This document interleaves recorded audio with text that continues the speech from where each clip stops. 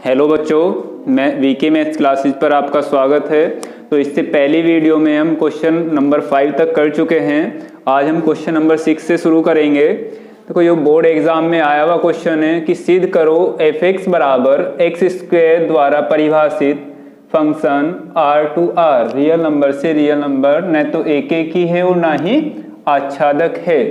तो सबसे पहले हम इसे एक की 1 चेक करेंगे। तो हम क्या करेंगे कि माना दो अवयव नोट करके चलेंगे, x1 x2 belongs to R, जो कि पहला R है हमारा प्रांत।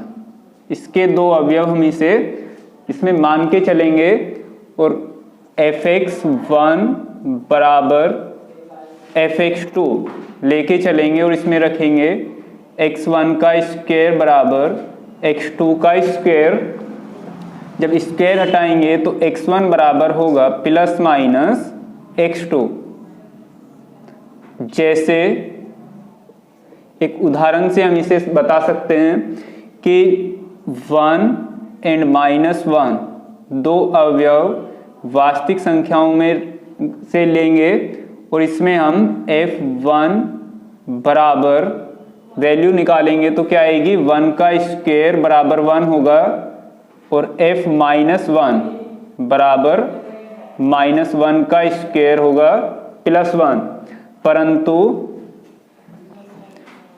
-1 बराबर नहीं है 1, अर्थात इसका मतलब क्या हुआ कि जो x1 बराबर नहीं है x2, अतः फलन f R में एक की नहीं है। तो हम इस तरह से एग्जाम में उसको नोट कर सकते हैं। अब चेक करेंगे आच्छादक ऑन टू। इसे चेक करने के लिए हम क्या नोट करेंगे कि जो ये फंक्शन है इसे हम बराबर y मान के चलेंगे कि y बराबर f(x) और y बराबर x²।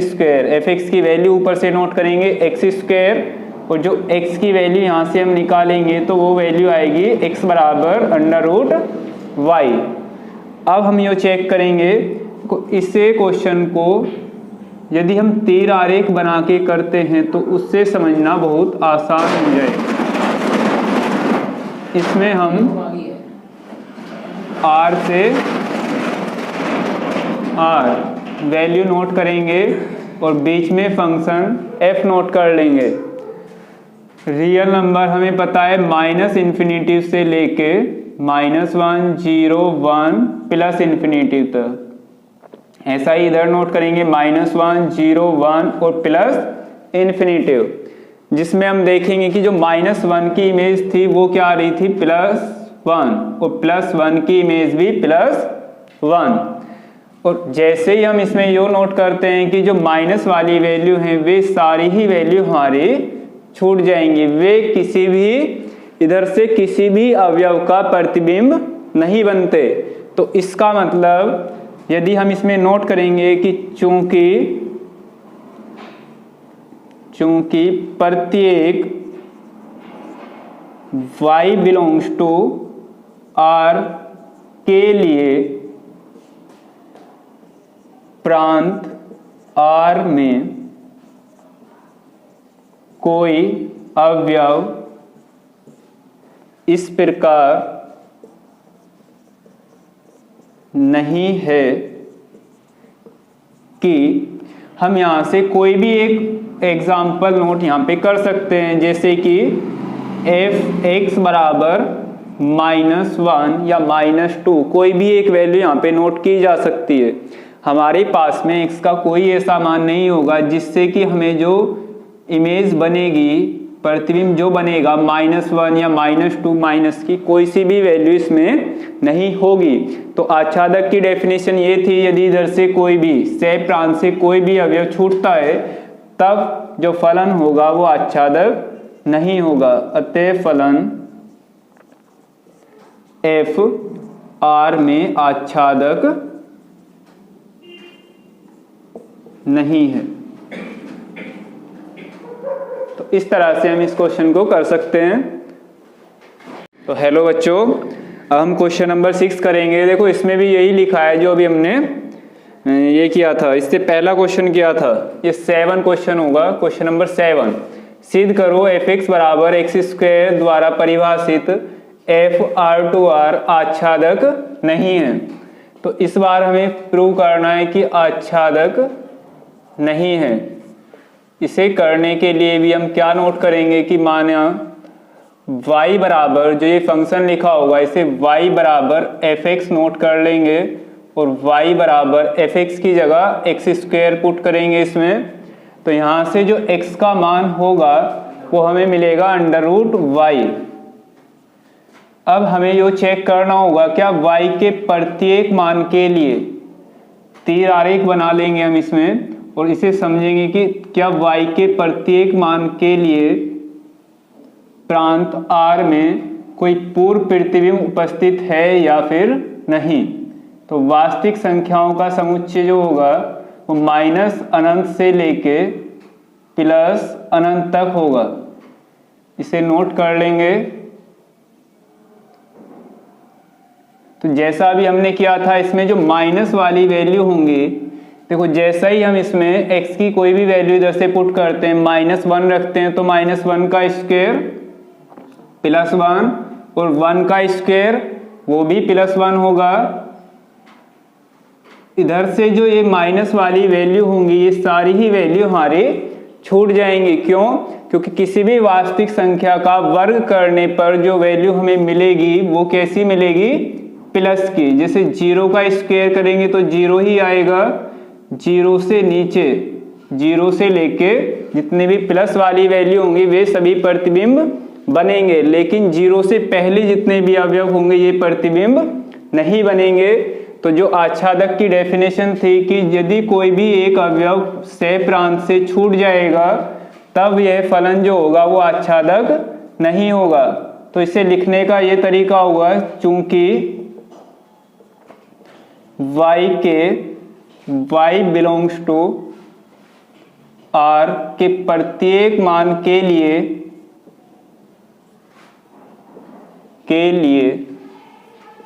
प्रांत R में कोई अवयव इस प्रकार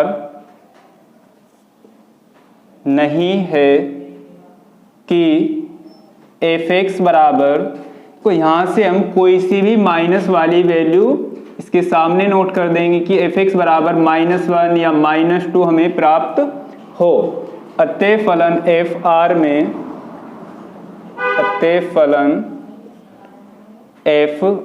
में आच्छादक नहीं है। तो ये बोर्ड एग्जाम में 1 नंबर में पूछा गया क्वेश्चन है, इसे हम कर सकते हैं। अब इससे आगे के क्वेश्चन भी इसी तरह के होंगे। देखो क्वेश्चन नंबर 8 को समझेंगे। अब हम लिखा है सिद्ध कीजिए f(x) बराबर 2x द्वारा प्रदत्त फलन f n/n में एकेकी है। तो ये n/n आप सभी को पता होगा सेट ऑफ नेचुरल नंबर्स, प्राकृतिक संख्याओं का समुच्चय। तो यदि हम इसे तीर आरेख के द्वारा समझने की कोशिश समझेंगे तो इन क्वेश्चंस को करना बहुत ही आसान होगा। हमें पता है प्राकृत संख्या 1 से शुरू होंगी, 1 2 3 4 5 और कहाँ तक होगी? अनंत तक। 1 2 3 4 से लेके अनंत तक। अब देखो जैसे ही हम इसमें 1 रखेंगे तो हमें इसका 2 गुना करके मिलेगी f(x) की वैल्यू। 1 गुना 2 करेंगे तो ये आएगा 2, फिर 2 की वैल्यू 4, 3 की वैल्यू 6। तो जैसा ही हम देख रहे हैं तीर आरेख में, तो ये फलन कैसा होगा? एकेकी होगा। तब हम इसे लिखेंगे कैसे? इसे लिखने का तरीका होगा एकेकी 1 1, कोई 2 अवयव माना x1 and x2 belongs to n, जो कि प्रांत के अवयव होंगे।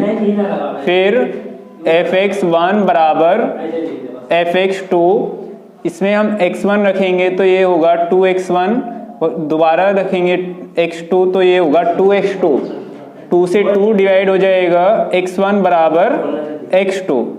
तो अतः अतः फलन f n में एक की है। इस तरह से हम इस क्वेश्चन को कर सकते हैं। देखो इससे अगला क्वेश्चन नंबर 9 को देखते हैं। इसमें लिखा है समुच्चय n में r बराबर x, y such that x plus 2y बराबर 8 द्वारा प्रदत्त संबंध r का परिसर है। तो हमें इसमें 4 ऑप्शन दिए गए हैं। इसमें परिसर हमें ढूंढना है कि कौन सा ऑप्शन सही होगा। ऐसा क्वेश्चन हमसे इसमें प्रांत भी पूछ सकता है। मॉडल में भी आपको ऐसे क्वेश्चन देखने को मिल जाएंगे और बोर्ड एग्जाम में पूछे भी गए हैं। तो ऐसे क्वेश्चंस को देखेंगे कि जो परिसर पूछता है हमसे, तो परिसर क्या होता है? परिसर होता है R का परिसर। ये जो हमारे कृमित युग्म लिखे होंगे इसमें जो पहले अवयव होंगे, जो पहले अवयव इनसे मिलकर बना एक समुच्चय ही हमारा क्या कहलाएगा? इनसे मिलकर बना कहलाएगा प्रांत। और जो y होगा, y से मिलकर बना, y के मान से मिलकर बना समुच्चय जो होगा वो कहलाएगा r का परिसर। तो हमें क्या देखना होगा कि इसमें y की वैल्यू देखनी होगी कि y की वैल्यू हम इसमें क्या क्या रख सकते हैं, क्या क्या हमें मिल सकती हैं। तो इसे करने के लिए हमें देखो ये जो रिलेशन लिखा हुआ है इसे नीचे नोट करते हैं कि x प्लस 2y बराबर 8। यहाँ से हम इस 2y को लेफ्ट हैंड साइड में करेंगे तो x की वैल्यू होगी x बराबर 8 माइनस 2y, 8 माइनस 2y। तो यदि मैं इसमें देखो तीर आरेख से आपको समझाऊं तो 1 2 3 4 से लेके अनंत, क्योंकि ये सेट ऑफ नेचुरल नंबर हमें इसमें दिया है n में, प्राकृत संख्याओं में 3 4 से लेके अनंत। अब देखो जैसे ही हम इसमें y का मान 1 रखेंगे तो हमें x की जो वैल्यू क्या मिलेगी? क्या y का मान इसमें हम रख सकते हैं? 1 रख सकते हैं, क्योंकि 1 रखने पे कितना आएगा? y बराबर 1 पर जो x होगा वो क्या होगा? x बराबर 8 माइनस का 2 मल्टीप्लाई 1, तो x की वैल्यू होगी 8 में से 2 को माइनस करोगे 6। और y बराबर 2 पर जो x की वैल्यू हमें मिलेगी वो कितनी मिलेगी? 8 माइनस 2 गुना 2, तो ये होगा 8 माइनस 4 बराबर 4। तो इसका मतलब है यहाँ पे भी हमें x का मान एक नेचुरल नंबर मिला, यहाँ पे भी x का मान एक नेचुरल नंबर मिला। अब y बराबर 3 पर चेक करेंगे तो x का मान हमें मिलेगा 8 माइनस 2 मल्टीप्लाई 3, तो 8 माइनस का 6, 8 में से 6 माइनस करोगे ये आएगा हमारे पास में 2। तो y की वैल्यू 3 रखने पर x की वैल्यू क्या मिल रही है हमारे पास में? 2। क्या यदि हम y की वैल्यू 4 पर x की वैल्यू को यदि नोट करते हैं तो 8 माइनस 2 गुना 4, तो ये आएगा 8 माइनस 8 बराबर 0। 0 आया जो कि नेचुरल नंबर एक प्राकृतिक संख्या नहीं होता। 0 एक प्राकृतिक संख्या नहीं है। इसका मतलब हम y का मान 4 नहीं ले सकते। तो जो y के मान होंगे वे हमारे 1 2 3 ये 3 मान ही y के मान होंगे। तब इसका जो परिसर होगा वो क्या होगा? 1 2 और 3। ऑप्शन नंबर 4 इसका सही आंसर होगा। यदि हमसे प्रांत पूछता तो प्रांत में हमें क्या करना होगा? x के मान देखने होंगे कि x की वैल्यू क्या क्या हमारी इसमें हो सकती है, तब हम x की वैल्यू को नोट करेंगे। इनसे मिलकर बना जो समुच्चय होगा, जो x के मान से मिलकर बना होगा वो कहलाएगा प्रांत। तो क्वेश्चन नंबर 10 को करते हैं। इसमें लिखा है यदि r बराबर x, y such that x और y जो हैं वे किसके अवयव होंगे? z। z मतलब पूर्णांकों का समुच्चय, पूर्णांक। और x square plus y square की जो वैल्यू होगी वो 4 के इक्वल या 4 से छोटी होगी, द्वारा z पर परिभाषित एक संबंध है तो इसका परिसर है। 4 ऑप्शन इसमें लिखे हुए हैं। देखो बोर्ड एग्जाम में आया हुआ क्वेश्चन है। तो कैसे पता करेंगे कौन सा ऑप्शन इसका सही है? परिसर ज्ञात करने के लिए हमें क्या पता होना चाहिए कि जो ये कृमित युग्म है इसमें y की जो भी वैल्यू होंगे उनसे मिलके जो भी समुच्चय बनेगा वो क्या कहलाएगा? इसका परिसर। तो अब देखते हैं हम इसमें y की वैल्यू क्या क्या आ सकती हैं। तो r का परिसर जो हम इसमें नोट करेंगे, को एक तीर आरेख बनाएंगे, इसमें z की वैल्यू नोट करेंगे। जो पूर्णांक हैं वे कहाँ से शुरू होते हैं? माइनस अनंत से लेके प्लस अनंत। इन्हें नोट कर लेंगे, -2, -1, 0, 1, 2 से लेके अनंत तक। फिर इसमें देखो जैसे ही हम y² की वैल्यू इससे नोट करेंगे तो क्या मिलेगी हमें? y² छोटा और बराबर किसके होगा? 4 - x²। तो हम इसमें x की वैल्यू क्या क्या पुट कर सकते हैं जिससे कि y की वैल्यू हमें, या इसका ऐसे, इसे उल्टा ऐसा भी लिख सकते हैं हम कि x² ≤ 4 - y²। तब हम यहाँ पे ये नोट करेंगे कि हम y की वैल्यू इसमें क्या क्या पुट कर सकते हैं जिससे कि हमारी जो x² है वो भी क्या हो? एक पूर्णांक हो। तो y की वैल्यू देखते हैं हम। देखो इसमें -2 रख सकते हैं। कैसे? जैसे ही -2 का स्क्वायर करेंगे तो क्या आएगा? 4 - 4 0। तो इसका मतलब है कि जैसे ही 0 देखते हैं हम, 0 की जो प्रतिबिंब बन रहा होगा वो -2 होगा। और -1 देखते हैं, -1 का स्क्वायर 1, 4 में से 1 को माइनस करेंगे तो क्या वैल्यू मिलेगी हमें? 3। फिर इसके आगे 0 देखते हैं, 0 इसमें रख सकते हैं। 0 रखने पे भी क्या मिलेगा? एक पूर्णांक जो कि 4 होगा। और इसके आगे फिर 0 रख सकते हैं। 1 चेक करेंगे, 1 का स्क्वायर 1, 4 - 1 करेंगे तो वैल्यू क्या मिलेगी हमें? 3। इसके आगे हम इसमें 2 रख के चेक कर सकते हैं। 2 का स्क्वायर करेंगे 4, 4 - 4 वो आएगा 0। लेकिन यदि हम 3 से आगे 2 से आगे 3 रख के इसमें चेक करेंगे तो 3 का स्क्वायर 9 होगा और 4 - 9 करेंगे तो हमें जो वैल्यू मिलेगी वो मिलेगी -5, जो कि पूर्णांक नहीं होगी, क्योंकि किसी भी पूर्णांक का स्क्वायर करने पर जो वैल्यू मिलेगी वो हमें पॉजिटिव मिलेगी, एक धनात्मक संख्या। तो इसका मतलब है कि जो इसका परिसर होगा वो -2, -1, 0, 1 और 2 से मिलकर बना समुच्चय होगा। तो इसमें ऑप्शन में देखते हैं हम 0, 1, 2। इससे आगे बी ऑप्शन में 0, ±1, ±2। तो ऑप्शन नंबर बी इसका सही आंसर होगा। तो क्वेश्चन नंबर 11 में लिखा है कि फलन f R2R इस प्रकार है कि fx = x² + 2। तो f इनवर्स 18 का मान हमें ज्ञात करना है। कैसे करेंगे?